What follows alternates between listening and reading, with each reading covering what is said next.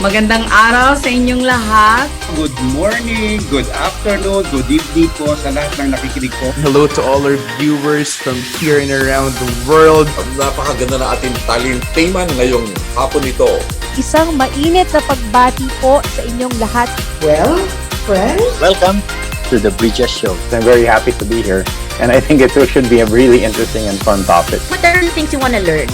So I wanna take it from there and then I listen to them. meron silang mga mithiin upang maging makabuluhan pa ang pagiging Katoliko. Lalong-lalo na sa susunod na henerasyon. Sa akin po, sa mga kabataan, use competence as a basis. In real life, hindi naman talaga tayo tumitigil sa buhay. Kailangan talaga tuloy lang ang buhay kahit anong challenges natin. Palawan, Cebu, Baguio City, Atty. Dwight, pati La Union. So we are saying that revenge travel is real. Mas kailangan natin na i-share ang hiwaga ng sinin sa mga tao. Food and health should go hand in hand. So yan ang gusto namin paratingin sa gobyerno. If you will just devote your life teaching, hindi ka yayaman sa pera, pero yayaman ka sa tao. Siyempre, ang pinakamaganda po naman sa ating universidad ay yung talagang natuturuan po tayo kung paano maging mabuting tao. Happy anniversary to Bridges! Here at Bridges, we build bridges of faith, bridges of hope, and bridges of love.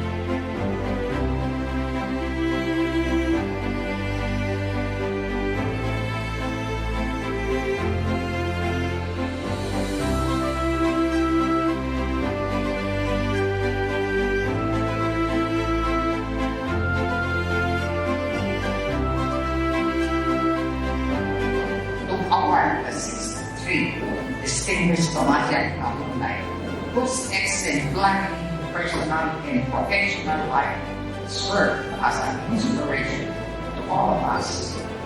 They are men and women of great passion to serve the Alma Mater, the alumni, the community, and the church with solidarity.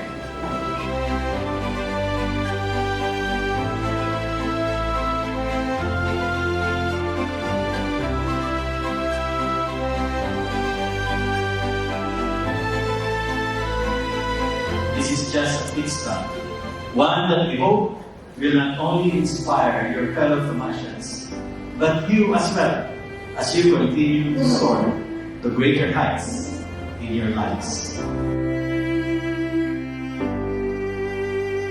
That is because I was groomed like the University of Santo. Miracles will happen.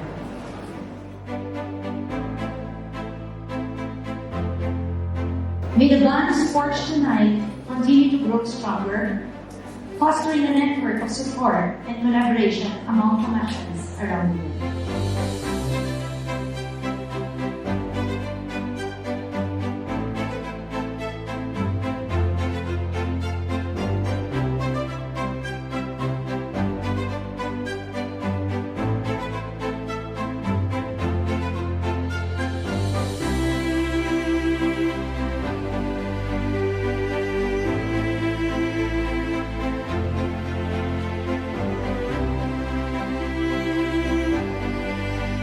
This is the 8th Distinguished Thomasian Alumni Night. This is an awards night honoring some of our exemplary, extraordinary, and talaga namang amazing alumni. And we have with us someone who even flew from as far as the US of A. Hi, Ma.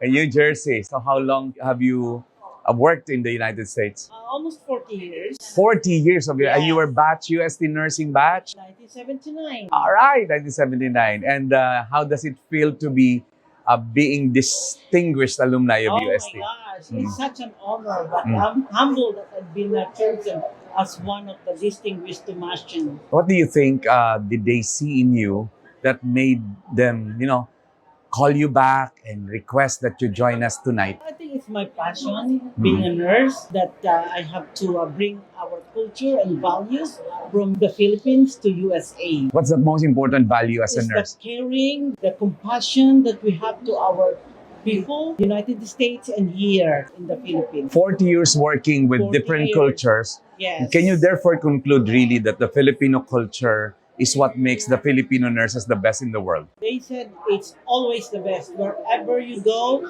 any facilities, any hospital, organization, they love to see the Filipino nurses. As soon as they heard that it's Filipino nurse, their heads salute. They salute. Salute the nurses. talaga. Ano ma'am ang pinakang importanteng, mas matuturin yung one most important contribution you have achieved as an alumni? As an alumni, I was able to help our indigent students to finish their courses. So In the Philippines? In the Philippines, yeah. In Scholarship. our alumni, in our alma mater, actually. And in the United States, what's your biggest achievement there? Well, I have a home care company and I always take care of indigent people and I help them the best we can so they can live long life in their own home. In their own home. And that's Correct. very unique because mostly they'll bring them into facilities. Correct. In your case, you don't want them to be there because you're giving them the Filipino style of Style aging. of aging, that's Yeah. correct. Yes. Great, great. And what's your message to all the Thomasians out there? All the Thomasian, I hope you'll be committed and strive hard so we can have our culture, our values back to Philippines. The greatest lesson that you have learned at UST. What's the greatest lesson The you have greatest learned? lesson is be yourself, be compassionate, and be caring to all your people.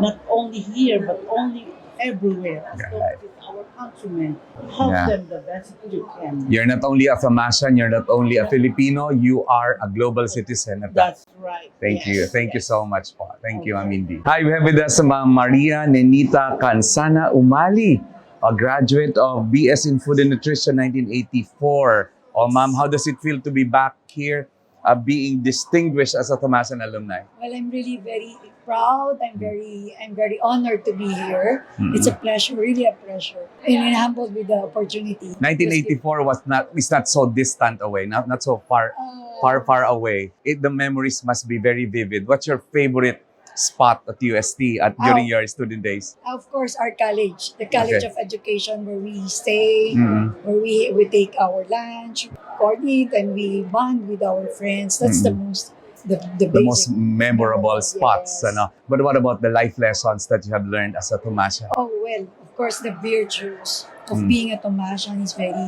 very clear to us. All Thomasians are here, and the responsibility that was given to us as a leader in nutrition. Right. That's very clear to Yeah, us. because we are what we eat. You are in that Yes. field which is very challenging, very agile, Yes. very dynamic. What do you consider as your greatest achievement out there that brought you back home to UST? Yes, basically, since I am a dietitian by profession, basically what we do is to serve the food for our clients or our patients. This will help them be nourished and be healthy, and of course, prevent diseases. And you being here is a testament that you have contributed to the lives of the Filipinos, one diet at a time. Yes. Yeah, right. And your message to all of us Thomasians? Oh well, for the Thomasians, I'm very proud to be one. So you keep it up or whatever you're doing, you be best in your field and you'll go a long way. All right, indeed, imbued with an ending grace through the stomach. Yes. All right, thank you, Ma'am Thank you very Anita. much. All right, 12 years of his life actually was spent in UST. Yes. From high school to college to College of Law. Yes. All right, what brought you back home at UST, attorney? Attorney Pacifico Eusebio Jr. So surprised kanina na makita ko yung bagong building. All right. The last time I was here, I think nung pinanganak yung anak ko, I think that was 1993. At the USC Hospital? Yeah. All right. What do you think did they see in attorney Pacifico Eusebio that brought you here tonight to receive the Distinguished Alumni Award? At first here, I graduated law in 1985. Then I engaged into private practice. But during, I think, late 80s, I'm into business na. I'm into business of construction. Then pinagsabay ko, year 2000, nag-focus na ako sa negosyo. Okay. Ang negosyo ko po ay construction, logistics, supply ng ready-mix, pressing plant, washing plant. All right. How does it feel to be back finally? And this time is to step on the stage and be given that beautiful trophy signifying that you're a distinguished Thomasian alumni. At first, when I was told, I was so surprised because alam ko, baka million na estudyante na UST. Of course. Tapos nakasama pa ako doon sa PPDN. So of course, I'm very proud and very much honored. Walang-una, when I came to UST in 1973, when I took the entrance exam for high school, takot na takot ako kasi doon sa probinsyano. Correct, from Bulacan. From Bulacan. Kaya nga, ang tawag sa akin, Bertawa, kasi may punto. And now you have proven that you're a serious guy to reach this level of your success. Let's go backward, not the law, not the college, but high school, because it was your formative years. What was the best lesson of UST High School that you brought along to bring you where you are? Nung nasa high school ako, being from the probinsya, siyempre, aloof ako doon sa mga klase kong Manila boy. Kaya noon, aral lang ako ng aral and then trying to be a very good son, a good student. Yeah. So you're a good son when you're a son, good student when you're with your teachers. And that's right, because that was the formative year. That must be very important. Ano po? What's your message to all of us, Thomasian? To all my fellow Thomasians, I'm very happy to be part of, to study in UST po. Although I'm very proud to be a Thomasian. Maraming salamat po sa inyo. Hardcore Thomasian from high school, college, and College of Law. Thank you. If you're looking for a full-blooded Thomasian, where will you find a person who started here since elementary to high school, to college, and to medicine? And that's, of course, Dr. Olga Sanggalang Binoya. How much do you love UST that you spent how many years of your life here? Since 1950s too. You must have loved UST so much that you decided to stay here all along. Oh, my brothers and my sister, they were studying also here before. So, my son and my daughter are now graduates here from UST, also medicine. Oh, kita nyo, na hindi lang siya nasyahan na siya mag-isa, pati mga anak niya dito rin. Ma'am, tell us, let's be a little more nostalgic. Let's go back in time. Anong itsura po ng UST nung elementary kayo dito? What do you remember? It was there in front of the UST hospital. It's a wooden building. Wooden building. There's a vacant, sa ilalim pa. Parang, yung doon na parang, we are all mixed there, boys and girls. And then after AM and PM, yeah, and then what else? So the campus, how did it differ? I mean, of course, everything is new now. Do you have anything you could say na it was already there when I was here? The main building? The main building, the seminary, the church, the trees in front. The trees? The big trees. We used to play there in front of main building. Mhm. Kasi that's the only place we can go around. Yeah. It's a big place. Yeah. What's your greatest memory, the best memory of UST, Doctora? Was it the elementary days, the high school, the college, or the medicine days? High school and medicine. All right. Because when you're in elementary, you're still just playful. Yeah. In high school, a little, but Mhm. more in medical school. All right. And what do you consider as the best lessons that you have learned from UST that made you who you are in your professional career and personal life? To be a true blue-blooded Thomasian, you should be kind, Mm-hmm. being humble, Mm-hmm. humanitarian, Mm-hmm. charitable, syempre. Yeah. See, it's all kindness, kind. Yeah, and humanitarian and giving. All right. Generous. Uh-huh. Our class is a very generous class. All right. 1969 Mhm. graduate, medicine. Medicine. Very generous. It's a culture of your batch to actually give. Uh-huh. And ma'am, yung faith, hope, and love, it's embedded sa atin. Alin dun yung pinakang favorite nyo sa tatlong yun, if any? Faith, hope, love. Faith. Yeah, because every Thursday, when we are in high school, we have a Thursday, we have to go to church on Thursday. Mhm. We are obliged to go to Mass on Sundays. Because there was a conservatory of music building before there. They hold the Mass there. Mhm. And Yeah, but thank you for reminding all Thomasians that you are not a Thomasian if you are not generous, if you're not kind, if you're not humble. There you have it, the still beautiful. I can imagine how beautiful you were when you were young. Dr. Olga Sanggalang Binoya. Salamat po. Salamat po. We have with us a physical therapist who graduated magna cum laude and pursued medicine and also graduated magna cum laude. Now is back in our campus to receive the Distinguished Thomasian Alumni Award. How does it feel? I feel great to receive and to be recognized with my accomplishments. Mhm. So I'm very proud of UST and I'm very glad to be here. You were a physical therapist already at the time. It was so in demand overseas. You still went to medicine. What drove that decision? Yeah, so after graduation, I actually went to the States to work. Mhm. So I worked there for 3 years. I also worked here in the Institute of Physical Therapy. Mhm. Actually was a coordinator. So I enjoy working as a physical therapist.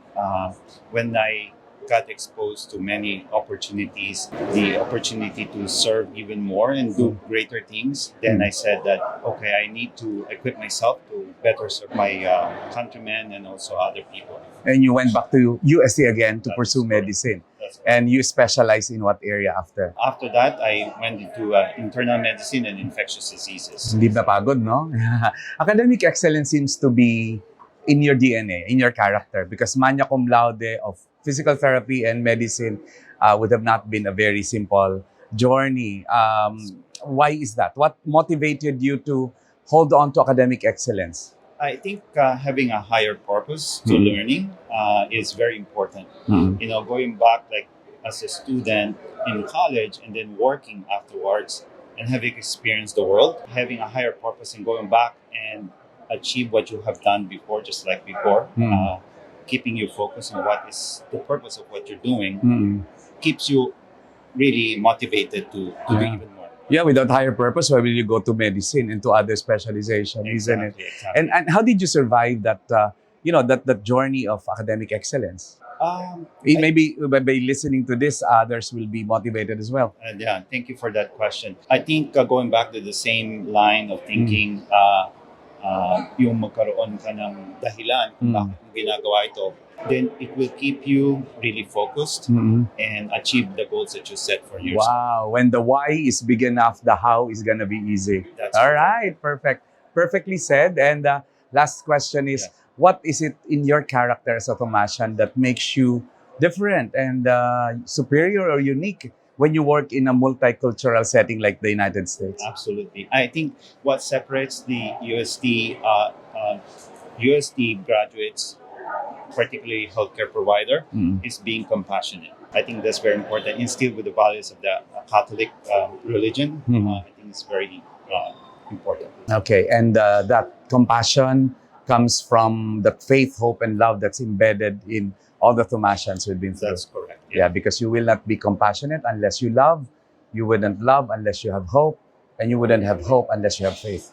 Perfectly said. Of course, we have Dr. Armando Philip S. Paez, another DTAN awardee, honoree tonight. Thank you, sir. Thank you very much. Thank you. We have doctors, lawyers, we have business persons, nurses, etc. Now we have a mayor who finished their business of, business degree at UST. Hi, Mayor. Hello, hi. Yeah, how does it feel to be called by your alma mater and the alumni to receive the distinguished Thomasian Alumni Awards? Excited. Mm-mm. I'm happy. And to God be the glory. Yeah, you know, politics is a road less traveled by to many. Okay, but you took that road.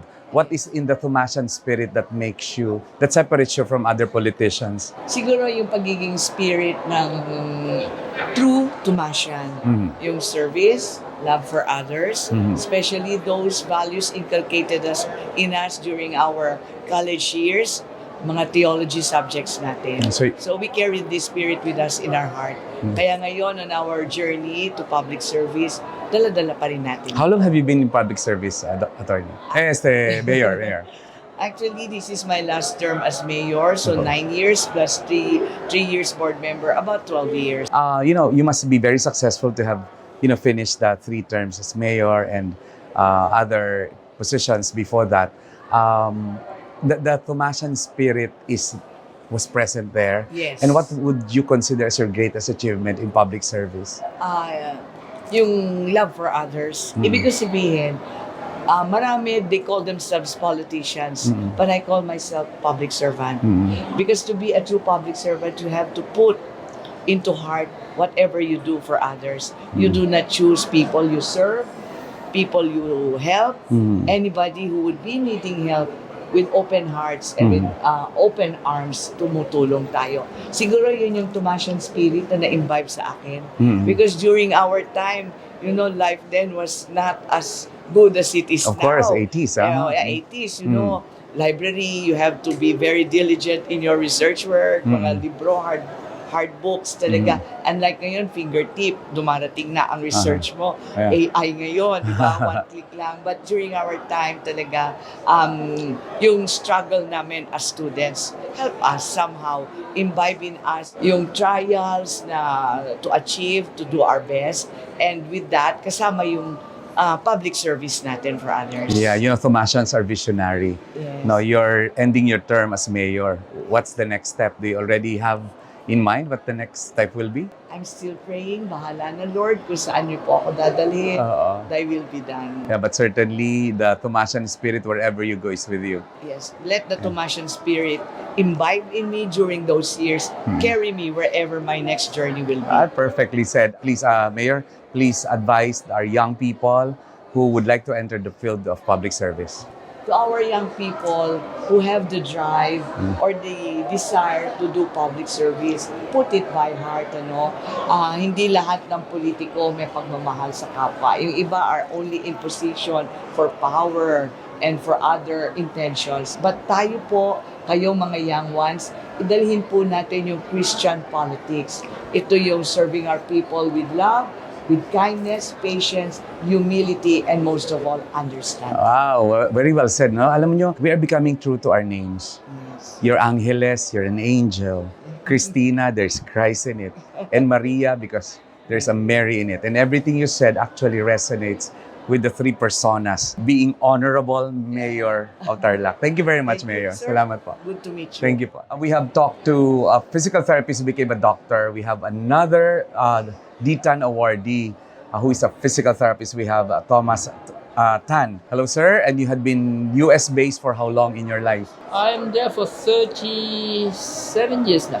Wow. And it's in Hawaii all along? Yes. It's always Hawaii. Yeah, I have my clinic 32 years now.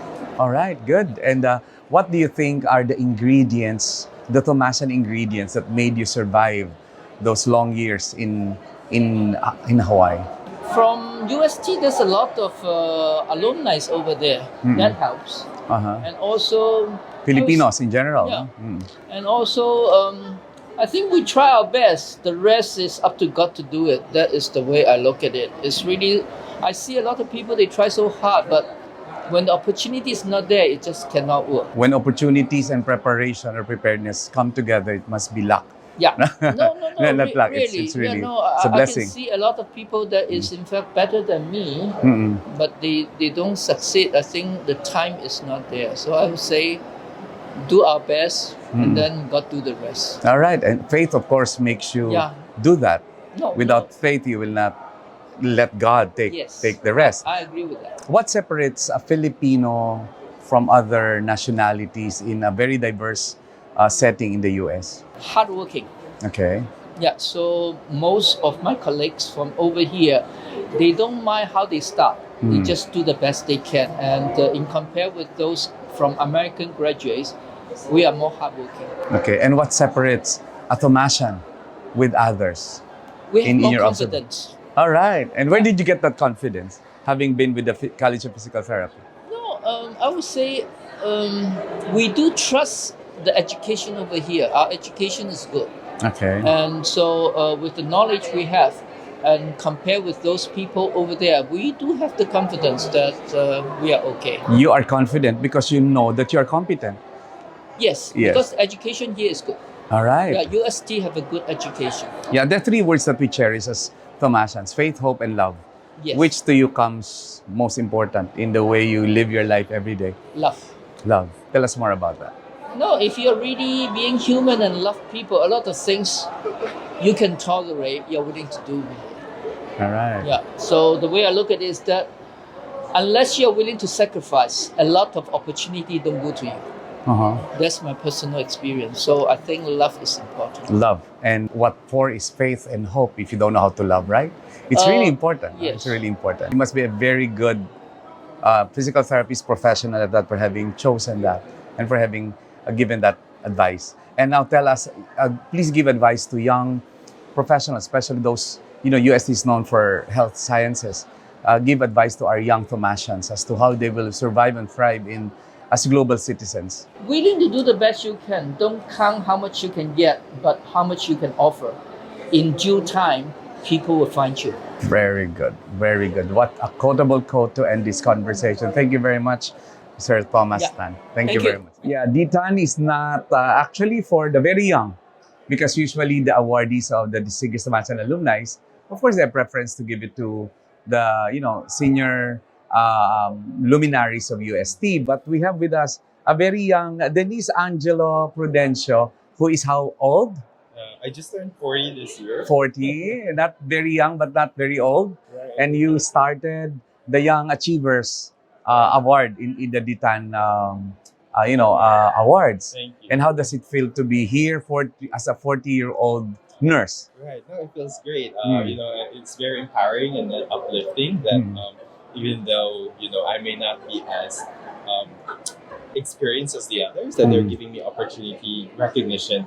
I think that's important to be able to inspire other young Thomasians, young Thomasian nurses, to really reach out to the alumni and be able to share what they have accomplished and been doing to the Thomasian community. You don't have to be old to be distinguished. Yes. In your case, you're 40 and you're already distinguished. Yes. That must be an achievement. What do you consider as your greatest achievement as a Thomasian nurse in the US? It's more than the awards. I think it's really empowering young generations of nurses. So most of my work has been really mentoring new nurses, whether they're new to the hospital or new graduate, both Filipino nurses as well as the nurses from the United States. I think providing them the orientation, the impact that they would remember forever is enough for me. The recognition comes second, but the things that you let them remember you, I think is what's important. What do you consider as the best award you received other than this one? I think being chosen as the Baltimore Magazine's Excellence in Nursing Award for 3 consecutive years. Wow! So really speaks a lot because it's hard. Like there's a panel in the state of Maryland who chooses that. To be named 3 consecutive years was one of the greatest honors that I would forever choose. Consistency is the basis of the trust. Yes. You must have done your work in a very consistent way. Yes, excellence in your work. So, what's the secret? Where are you getting that, the passion to really pursue very consistently that for the past 3 years you were chosen? I think when you have the passion for what you're doing, Mm. you don't worry how hard it is, but as long as you enjoy every day, Mhm. and then you don't worry how much time you give on working, but Mm. as long as you deliver what's right and be able to really influence and guide the nurses in the floor and really support them. I'm in the middle management, but they see me as their ally versus their boss, and they want to continue that role. And I Yeah. think if you have that passion and dedication, you will really go. You're young enough to remember every corner of UST. What changed since the last time you were A here? lot. I was just driving this evening. Mm. I love that the statue at the back of the main building has lights now. I didn't remember it having lights. And I like that building in front of the library. Okay. I was like, I wanted to see that maybe in the next visit. What was your tambayan when you were here before you graduated in 2004? 2004, yes. Mm. I used to remember this building as a gym, so we Yes. foot long in the corner with some juice, and of course the gymnasium before, and of course the pavilion in front of the College of Nursing. The favorite lesson you have learned in UST? Oh, I think it's a lot, because I think without the Thomasian education, I won't be where I am now. But I think really the dedication and perseverance. Okay. Never give up. Yeah, between faith, hope, and love, if you are to choose one, what would it be? I think I would choose faith first. Faith. Because if you have a strong faith, then that will kind of like resonates everything. You're young and the journey is still long. What's the vision? You're 40 years old. How do you see yourself retiring 20 years from now? It's really hard, especially after the pandemic, our vision kind of changed. But I think what really matters is, take care of yourself first. But of course, I want to continue really growing in the profession, be in the leadership role, but at the same time, really continuing uplifting the nursing profession around the world. Yeah, you're already a doctor of nursing at your age and must have helped a lot to deserve that award. And we're very proud of you. You're so young and full of potential and a lot of, more achievements to perform. More importantly, more people to help, Yes, and more pride to give for the country. Thank you so much. Thank you. Thank you. Thank you so much. All right. Of course, one of my favorite lady with the lamp of the United States is the president of the Philippine Nurses Association of America Foundation, one of the luminaries, one of the leaders of Philippine nursing, a Thomasian, Ma'am Nancy Nolasco Hoff. Hello. How does it feel to be back, this time to receive your award? Oh, it feels so wonderful. I'm truly, truly humbled and honored and very grateful. Imagine to be recognized for something that you do and you love to do. I feel really good. Yeah, you already did it with love and you don't deserve anything and you don't want anything. But now that you're being awarded, it's another thing. It brings you to the next level. In the past, you come here to help. Like you organize a lot of charity works for the Philippines.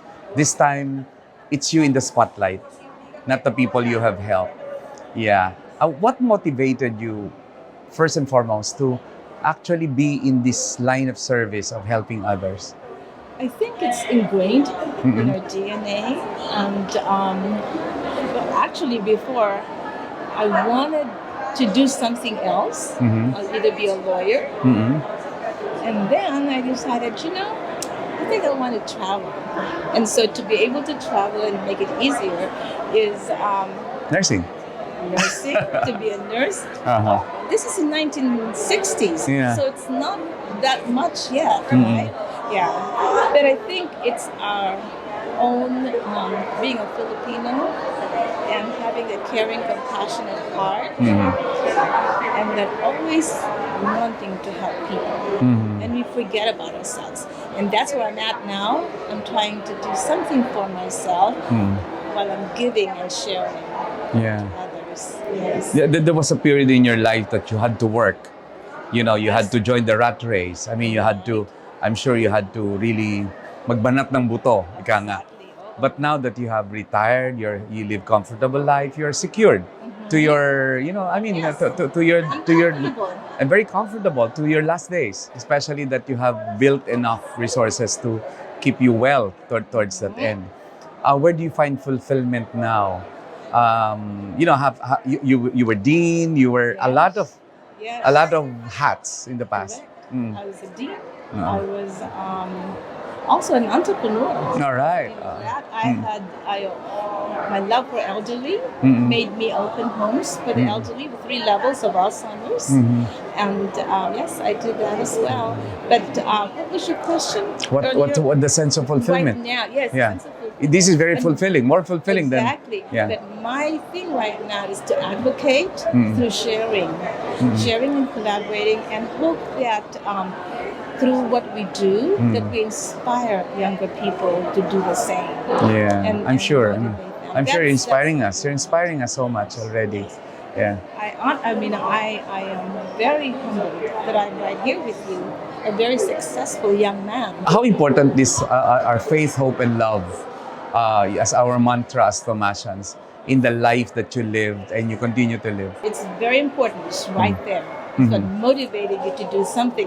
And what we say at the USTAAI, it is ingrained in our DNA to give back and to help others. Mhm. You know, and to love others. And it's- humble and kind all the time. Yeah, it's also nice because you cannot give something you do not have. Exactly. In your case, God had been very generous to give you what you have, and now you're giving.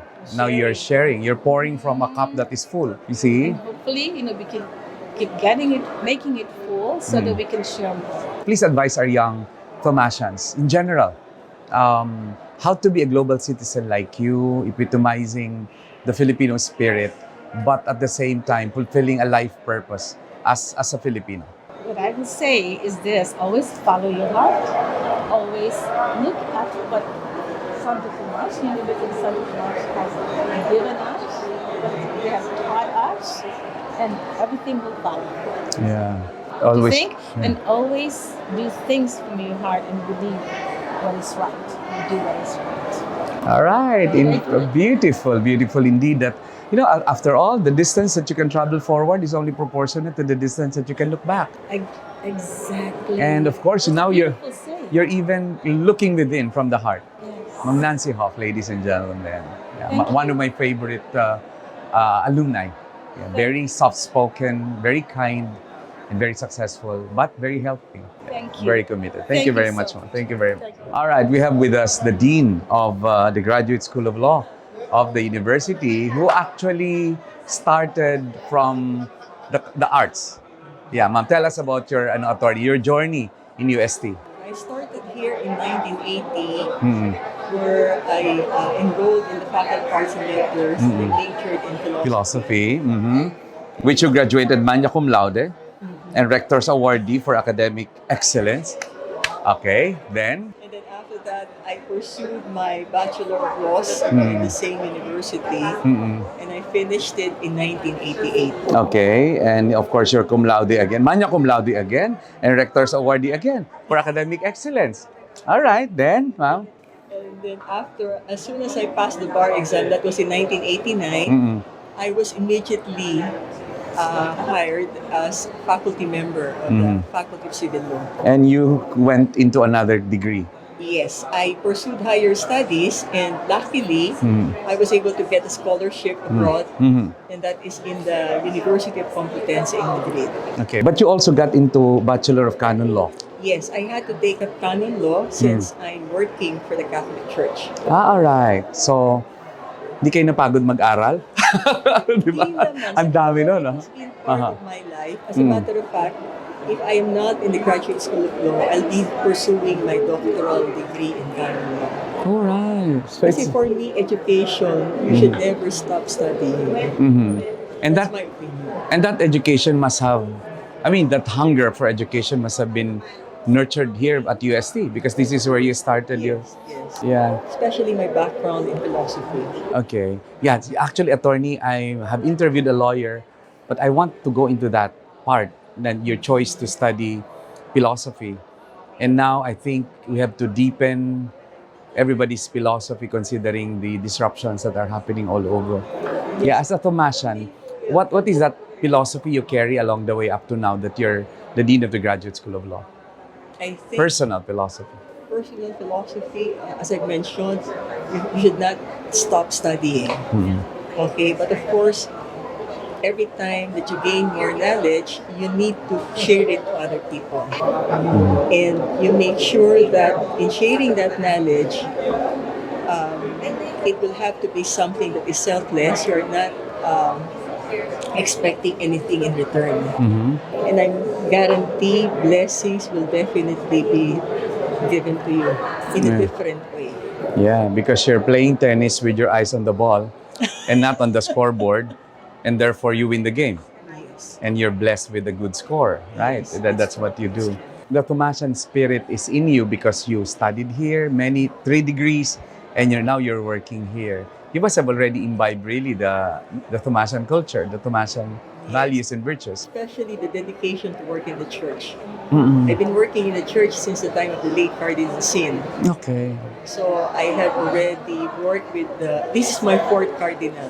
Cardinal Jose Advíncula. Wow. Yes. I never thought that I will stay in the Archdiocese of Manila for a long period of time. That there is something in me that is stopping me to file my resignation. So probably this is my mission, this is my calling. All right. And that's why you stay there. You're still here and bring out the best in you more so that you can serve better. Yeah. Tell us how it is to be surrounded by, virtuous people like, the cardinals and the religious. How does it feel to be surrounded by them? I'm sure you're a relic. You must have met all the popes in your lifetime. How does it feel? I'll be sharing that because I'll be the one who will be delivering Okay. I will share that. Just share it. So I'll be sharing it. And as a matter of fact, every time that I share it, Goosebumps. Yes. Wow. So it's really it's really a blessing. Ultimately, I realize when you render services to other people, it's not really for money. Okay, there are things that cannot be compensated. And as I've said, blessings will be given to you in a different way. Wow. And you're living that blessing. And you're a blessing. Yeah, please continue to. Yeah, and I'm excited to watch that and to share that piece of experience, which to me is just something for the movies or something for the books. But in your life, you live it every day. I thought it was before. Okay, there you have it. Our really very distinguished, I should call you very distinguished Thomasian Alumni Awardee tonight, Attorney Maria Liza Lopez Rosario. Thank you so much, Attorney. Maraming salamat. All right, she represented the Philippines to the world, not only because she's Filipina, but because she is Luz Minda, Luzon, Visayas, and Mindanao, Banaria at that. Yeah, one of the successful entrepreneurs. One successful professional in America. Another nurse we're interviewing tonight. Tell me, Ma'am, what separates a Luz Minda, a Filipino, with other nationalities, especially in the areas of caring? It started when I was young. It was always, I'm politically connected.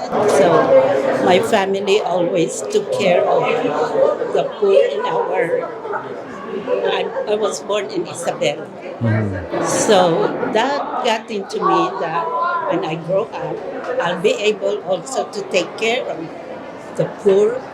And so I took nursing. So that's taking care of all the patients that we care. And, graduate of UST, they taught me a lot. The nuns, they kept telling me, you'll be a good nurse. You always have to take good care of your patient. And that stayed with me. Those are the wisdoms that you learn from your very basic, huh? Very basic, but it made the core. Yeah. And it made you who you are now. And because of that, I founded the Las Vegas Philippine Medical Mission. I've been doing the mission for 23 years now. Wow. And the mission, year. you're serving Filipinos for that mission. Yes, and I was all over in the Philippines. I was in Davao. We did mission in Cavite, Bicol, but mostly in my hometown. Should it be that people are successful first before they become generous like you? No, because like I said, I was still young. And you were already doing it. So it must yeah. be something really of a choice. Yes. Of a choice to be a blessing to others. I guess my big faith, I was really trained. My aunt, I grew up with my aunt who was so religious. And I thank God, I guess that rubbed on me. Yeah. By living up to that big faith, you're giving so much hope for others. Yes. And you have the opportunity to show love. Yes. For the faith, hope, and the love. Yes, and I keep doing that, especially in College of Nursing. Every year I come home and I always take better give something back to my college. Yeah, in the past you come back, you come home so you can give. Now you come home because you will be given. And this is a trophy of a lifetime. How does it feel? I'm so grateful. In fact, I cried when I said No. And that's why they said you will not be coming. I said I doubt. You'll find a way. No, my husband. This is a prayer answered. All right. Because my husband said, no, you've been all over receiving. Just last May, I received the Nurse ng Mundo. In Philippine nurses gave me that. And then you went to the UST convention. Then I was awarded. And now again.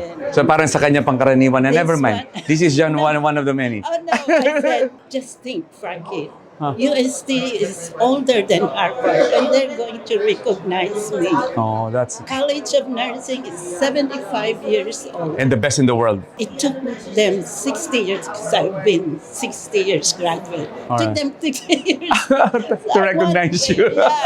And what did he say? He said yes. Now he's sorry he did not come. Because his college, he's also a graduate of UST. His classmates wants also a reunion. He said, see, you should have came. Oh, but the best part, my oldest grandson is here now. Which one? My oldest grandson, he got drafted at the basketball, Okay. PBA. All right. Yes, PBA. He plays for Terra Pharma. All right. With G. All right. That's really something, no? Yes. You will not allow that that your 60 years of education, going back to 60 years ago, now you're looking backwards but forward to be able to serve more. May you have more and more life. I'm not gonna stop. Oh, They tell me, I've been doing 25 years, but I said, no, I'll still do it. I still want to. Of course.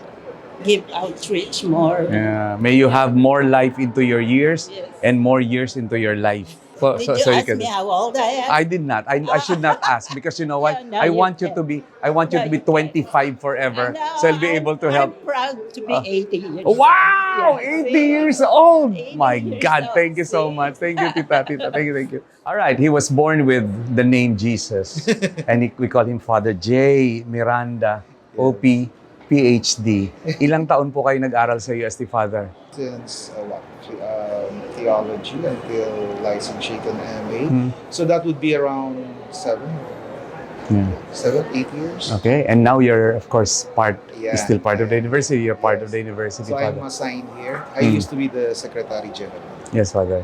Father, let's go back to your childhood because now you will be awarded as Distinguished Thomasian Alumni. But of course, there was a little boy, Jay, somewhere out there in the past. Did you really want to become a priest? Actually, no. I only came to know the Dominicans when I studied here. And since I'm a student at the Arts and Letters, and so some of the Dominicans are teaching there. So I see them, and I'm not really into academia, or I'm not genius, or I'm not, but then I like their apostolate. They are into teaching, seminary formation, teaching, and all this. So studies is very much part of the charism of the Dominicans, and I got attracted. So I applied and I entered. And there are many Thomasians who entered the Dominican coming from UST. Thomasians. It's something you have modeled of the life that they live. So you envisioned as a growing up teenager, you realize, I want to become a priest. How was the decision? Because I'm making this interview to make a lot of young people appreciate that calling, that vocation, the response, the signals of the universe to respond and say, hey, I want to be a priest. How did that happen to you? Well, depends, of course, on your family background and all this. If your parents really, allow you to achieve what you really want in life, I mean, they give you the freedom to. Of course, there are some parents who are, you're the one deciding for the future. Yeah, they want to have apo rather than a pare. Yes, that's correct. That's true. But other families would want rather to have Hmm. a religious or a priest in their family. So, no problem. Father, talk to the young people who are watching now, who are probably in the crossroad of choosing a career, and one of such is priesthood. Yes. I think it's not just about priesthood. It's about finding your vocation. It's about finding your interest. Something that you can be passionate about, that really interests you. I mean, those are the important things that you need to consider. You won't give your best if you're just, being mediocre. Why? Because it's not your field or it's not your interest. So it's really important to find your interest. Yeah. In any field. And follow it. And follow it. Yeah, kasi may calling pero they close their eyes in it. Yeah. I remember my sister wanted to become a nun, but it was clouded by some family, and of course she's now a happy married, just a happy married life. And Father, I think I should take advantage of this conversation to give advice to all of us Thomasians on the changing times, on the very disrupted times. Yeah. How do we, as a community, as a society, I think one of the many strengths or assets of the university is that I hope it won't be taken as a negative. They say, UST, conservative. We are just on time. Okay? Yeah. We don't advance too much or what. But the thing is, we need to be anchored on real teaching of the church. And I think Dominican... On some values. Yeah. So, no matter how advanced we may be in technology, I mean, they're not contradictory. You can be advanced in technology at the same time retain your faith. Yeah, They're not contradictory. That's correct. In fact, Father, I was surprised that when I was reading the definition of digital intelligence, it's anchored on human spirit and the human values. Yes. Because without which, then technology will be a loose cannon. Yes, that's why we need to be grounded on humanistic studies and the humanities and theology, philosophy. Why? Because it retains our essence of being human. What's your warning? As an expert in theology, in values, education also, what's your warning, especially amid artificial intelligence and robotics? Actually, it's already there. I mean, it's something we cannot avoid. But the thing is, with all these things we are doing, the ethics issue, the moral issue, we should be guided by that. Okay? Because whether we like it or not, these are just machines, artificial intelligence. That's why it's artificial. It's not the real one. Okay. So instead, we should be guided by good, ethical, and moral principles. Actually, that's applicable naman in any field that we do, especially now. Especially now. It has to be amplified now. Yeah. With many advancements and all this, we should still be anchored and rooted in our being human. Being humans. Father, advise the teachers. Your message to the teachers. Yeah. In any field that they teach, I think, especially in the arts, even in technology, it's good to appreciate what? Go back to philosophy, go back to the humanities, go back to the arts, go back to everything that could uplift humans, though at the same time we advance. So these things are not contradictory. We just have to put them in their proper places. Yes. And be rooted on the value of being human. There you have it. A man born with the name Jesus and who is now following the footsteps of Jesus as a priest, as an educator, as a rabbi. Thank you so much, Father. Okay, thank you an much. honor. All right, the medical doctor whom we have known as Dr. Alvin, not by the face that he puts in his billboards or other popularity measure, but by the soap that everybody wanted to have for better good skin. And a very good friend of mine, Dr. Alvin, how are you? Thank you, I'm fine. And how are you? And now you're back to be awarded at last, Distinguished Thomasian Alumni. How does that feel? Yeah, it's an honor for me to be a Thomasian Awardee. What kind of full-blooded, because you started the UST since high school. Yes. What are your best memories of your high school at UST? Oh, of course, my teachers, they inspire me a lot. And of course, during the pandemic, I was able to communicate again with them. Good. And your medicine, of course. Yes. I graduated in USC College of Faculty of Medicine. What I'm proud about you is it's not only about giving hope to those people who want good skin, but giving livelihood to many people out there. Yeah, What thank you. inspired you to develop that brand so that other people can benefit from it? Yes, because there's a lot of housewives that is unemployed, and we also want the OFWs to stay in this country to have a home-based business also. So you make your specialization something shareable for them so that they can develop it. Yes, the that's livelihood. right. So what are you now? Are you now more of a doctor, more of a skincare specialist, more of an entrepreneur, an Yes. advocate? What are you now? Yes, I'm more of an entrepreneur and still helping those housewives and OFW to have their own business. And tell us, what's the journey to become the Dr. Alvin, creator of the Dr. Alvin brand? Was it an easy ride? Oh no, I started from scratch. It's not an easy ride for me, and of course with your help also when it comes to marketing and advertisement. Oh, I really owe it to you. No? So you help a lot when it comes to marketing and now of course little by little our brand is known and it's doing good even in export. Great. And you're not, exporting, huh? Yes, yes. Okay. And what I'm proud about you really is that opportunity for others to earn from what they are passionate about. Yes. Because they develop good skin, then they share it and they earn from it.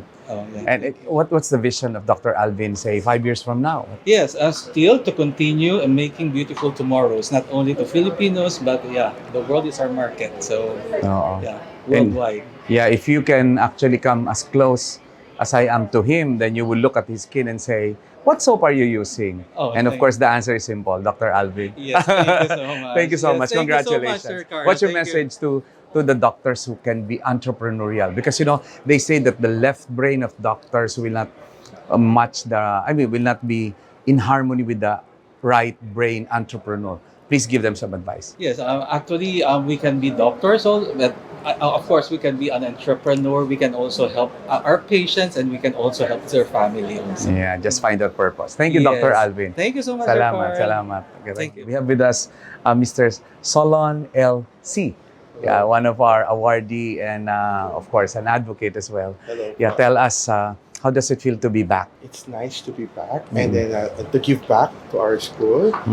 Siyempre kung ano natututunan mo, kung ano yung mga naituro sa'yo, kailangan mo rin mag-give back to the school. Then I think it's about time because siyempre after you graduate, siyempre you work and everything, no? Kasi you're still young. But right now, I think it's the right time na for me to give back na. Kasi syempre, hindi na rin tayo tumatanda, hindi na tayo mga bata. At saka you have na something to give. Yes. Hindi naman. Pero mas meron na. Mas more love to give. Mas Okay. more love to give. Mas more love. All right. Yeah, and there's always pleasure in giving. Yes. And you find that. Yes. Is that the Chinese in you? Is that the C in you, or is it the Thomasian in you? What's the primary drive to be wanting to give back? I think it's all. It's all. It's all, no? It's syempre dati nag-aaral tayo dito with our Thomasians education.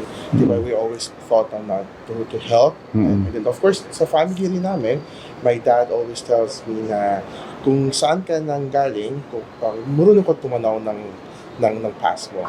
Siyempre, along the way, sa yung success na masasabi ko ngayon, marami rin tumulong sa'yo. So, siyempre, it's about time na rin gawin mo rin yung ginawa sa'yo ng mga taong tumulong sa'yo dati. Oo, it's really being an echo. Oo. No, Para lang naman gulong lang yan, umiikot lang. Umiikot-ikot lang. Ayan. And the fulfillment comes from just the act and the intention to really help. Yes po. Yeah. Yes po. If you will paint the world, because of your paint, Triton paint, if you'll paint the world with colors, what color will you paint it? I guess, green. Yeah. Right. Yellow. Green is, syempre, environment. We have to take good care of our environment. Yellow, syempre, UST tayo. Yay! I thought it's figurative. It's really practical. Yellow, gold, yellow. Yeah. Gold, diba? Tsaka sun. Yeah.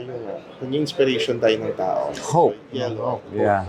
Yellow at saka green. Not because of the kalaban, but green because of the nature environment. Yeah, which is our major concern. In fact, that's our real enemy, climate change. Yes. And thank you for saying that. I'm an emerging environmentalist, and I can see the problem if you don't altogether solve it. Yes. And what's the mantra of Thomasian is faith, hope, and love, right? Yes. Faith, hope, and love. What comes supreme for you? Love. Love. Tell us more about that.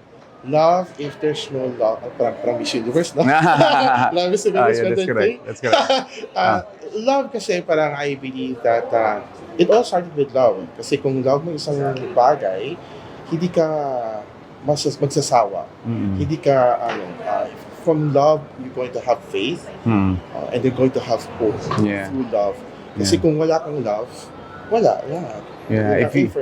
If you demonstrate that love, people will have more faith because they felt love, and of course they have more hope. Yes, Beautiful, really. And if you will paint love with color, what color will it be? Kaya mga tinakihan ko talaga yung negosyo. Well, I guess it's red. Still red. Red, red, no? Kasi kulay ng puso. Red, no? And then, kulay ng dugo. Our common color, yes, yan. Nung ipapatakbo ng ating buhay. So I think it's red. Yeah, and the first color of the rainbow. Yes. All right. And the best lesson of UST? To give back and to always look at sa community. You have to give back to the community. Yeah, and message to the young budding entrepreneurs out there. Okay, ang message ko lang is that walang masamang kumita, pero kailangan mo pa rin magbigay. Good. After earning, it's about time naman na pag you come to a certain point, you have to give back na. Yeah. Yun Good. lang yun sa Good. Because, prosperity is what others become because of you. Yeah, So if you are really successful and happy, then let the world experience it through you. Yes. Thanks so much. Thank you po. Thank you so much, Thank you Alan. po. Maraming salamat. Yeah, we have interviewed a priest, lawyers, doctors, physical therapists, nurses. Now we're interviewing an architect, right? Yes, An architect Reynald David. Architect, so you had your high school at UST. Yes, sir. And also architecture.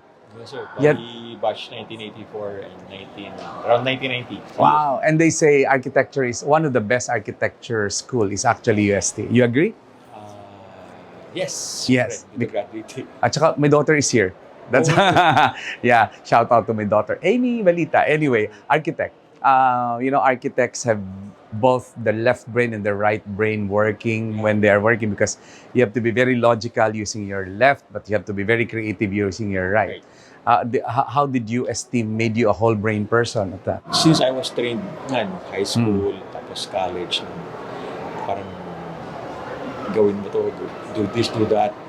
Para sa akin, parang prepare din ako from high school till college up to now, since parang civil works contractor ng UST na alam, medyo kahit may hirapan ka, kaya mo siyang gawin.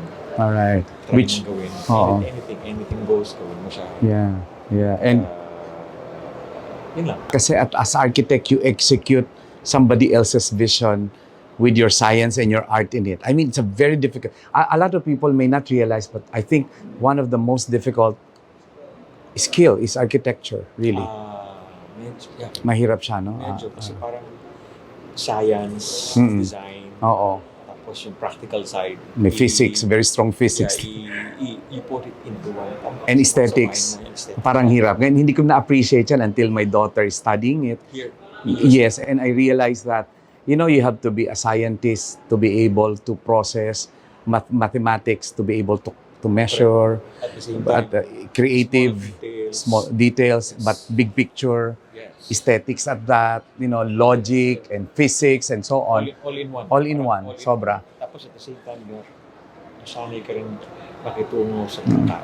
Yeah, you must be extraordinary, you must be really distinguished to be distinguished tonight at architect. What do you think made you, made your alumni group choose you to be distinguished Thomasian alumni? Siguro, one thing yun nga, parang siguro baka napansin nila yung sabihin natin sipag at tiyaga. Nandito ako, tapos yung track record sa labas as naging from chapter president down, from down pataas. Yeah. Tapos yung active ako sa high school. Profession sa high school. And siguro yung social natin sa labas. Could it be your leadership that you learned here? Because siguro, one thing. I see from your records that you are into a lot of organizations and Bali, parang I was the past president nitong pandemic Mm-mm. ng United Architects of the Philippines QC chapter. At Mm-mm. the same time, assistant director something. Pero yun na, since pandemic siya, hirap tayo nung time na yun. Mm-mm. So, I was trying to parang be a leader na mas kina-compounded tayo sa mga Zoom. Mm. Pero at the same time, I was going out to give some charity or to parang i-communicate yung ibang members namin sa chapter at the same time. Ano ba yung mga charity works? You're right. Where is UST in that story of being resilient, being able to lead, leading a charity? Siguro when I was growing up sa high school, siyempre, sa high school, meron tayong mga religion, tapos everyday life, tinuturuan tayo ng basics sa Catholic. Tapos at the same time, yung pakikitungo natin sa mga sa classmates or sa namin sa college, sa peers mo, mas sinasanay ka nila ang tawag nito. Yung ganyan, tutulong ng bagay, tapos It's really the rootedness, no? Prepared din ako. At the same time, father ko architect. Nakita ko yung how he manages, how he parang practice yung architecture na talagang kahit na minsan puyat ka na, minsan sa work, yung umiikot ka, kaya mo pa rin siyang i-deliver, let's say, yung trabaho mo. Yeah, the persistence and the commitment of a Thomasian. All right, thank you very much, Architect Reynald P. David. Thank you, sir. Thank you so much. Yeah, trained to be a medical technologist, but it's now flying high, soaring high, literally and figuratively, a pilot at that. Yeah. Okay, please tell us about your medtech education in UST and the shift to being a pilot. Yeah. So, sir, I started medical technology. We were all young ones. We all have our own dreams. But as we mature, we realize that God's plan for us is not a straight road, but a very complex one on which He gives us enlightenment through our own adversities. So, during medtech, I was also part of the ROTC program. I was an officer. So, I trained. So, I studied medical technology, the medical sciences in the morning. Then in the afternoon, I drilled and marched on the field under the scorching sun to be an officer. All right. So, they sent me to the States because of UST. Then there, I saw airplanes. I saw another world because I was a family of doctors. So, there I saw that other than being a doctor eventually or a medtech, I can serve society by being a pilot.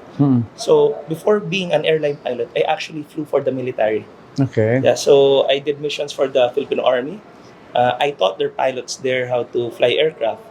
Then when the time came, I went out and I went to Philippine Airlines. And luckily, I started very young. At 26, there was an opening to become a captain. So I took the shot, and by God's grace again, I got it.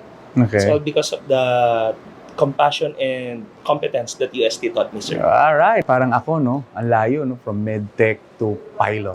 Yes. Ako from nursing to everything. Wow. Everything else. That's amazing. And of course, there's a scientist in all of us. Yes. There is always, as a medtech, there's always that keenness for details, Yes. for the microscopic. And now that you're up there in the sky, you can see everything is small, even if Yes, they are sir. big. There must be some different lens you're using now. Yeah. Actually, how the Department of Medical Technology trained me is attention to detail. Medical technology, you think of it as science, but it's actually a very technical course. Correct. Lots of machines, lots of buttons, and attention to detail because in the field of medicine, sir, you're nursing pala. So lives are at stake. So same in flying. I went to flying. They were all curious. How could you adjust from the biological to the physics to the the aircraft. aviation? Yeah. Actually, I found it very easy because of UST. Alam mo na may aral natin, sir. Every day may quiz. So every day we trained to study. So I adjusted, and eventually I loved the subject. And kahit anong transition ginagawa natin sa buhay, ayun, I learned to pray here. All right. And like kanina, 6 p.m., I was just waiting outside. Then the Angelus sang again. The memories came back. And that kept reminding me that wherever we are today, it's because of God's grace. Yeah. And whatever we do is for family, God, and country, sir. Ah, beautiful. You're holding any military rank or no more? Yeah, I'm a captain in the Philippine Army. Then I'm now a commander also in the Philippine Coast Guard Auxiliary. So it's a light colonel. But now I only do it as an advisory role because I fly. Actually, later I'm flying. Yeah. So after this program, I'm flying. Flying where? I'm flying to Cebu. Okay. Then tomorrow I'm flying to Zamboanga. So I really need to make it tonight because we go forward to the future, but we must always remember where we came from. All right. Okay, good. And tell us what the lesson you have learned from flying. Lessons from flying. First and foremost, sir, attention to detail. Okay. All the sciences, read the charts, analyze the weather, have confidence in yourself. You are up there against thunderstorms, typhoons. Tonight and tomorrow, I'm flying. There's a low pressure area in the Visayas. We're facing thunderstorm, icing, rains, adverse weather. The strength and conviction of your personality and your training must be your foundation in order to fly the aircraft well. Right. Unlike before, you're only doing it for yourself. One mistake a pilot makes can cost the lives of millions. Correct. Then, other than that, continuous study, your health and well-being. Pilots must be fit, physically fit, not just physically but mentally. Mentally. So, what's use is a good salary? What's the use of power if your health is bad? Correct. You take care of yourself because if you're not in good health, you cannot be a pilot. All right. So, take care of your health. The work-life balance must be there. Yeah, just like the plane has to be balanced. Yeah. The wings are level. So must you level an appropriate time for work in your career, a time for your family and rest, and a time to be of service to society. That last one is what UST taught me, charity. Charity. Yes, sir. Right. And lastly, of course, faith. Faith. Everything that we will be is because of God's unending grace. Sir. Wow, imbued with an ending grace. What a way to end this conversation with the D10 awardees. And, above the sky, there is no rain. Yes. But it's got to be turbulence in getting up there. But once you're there, it may be, you may be afraid. But at the end of the day, a good takeoff and a good landing is not on the hand of the pilot, but on the grace that would come upon that pilot from God. Yes. Thank you so much. God bless you. Thank you, sir. God bless Nice you. to meet you.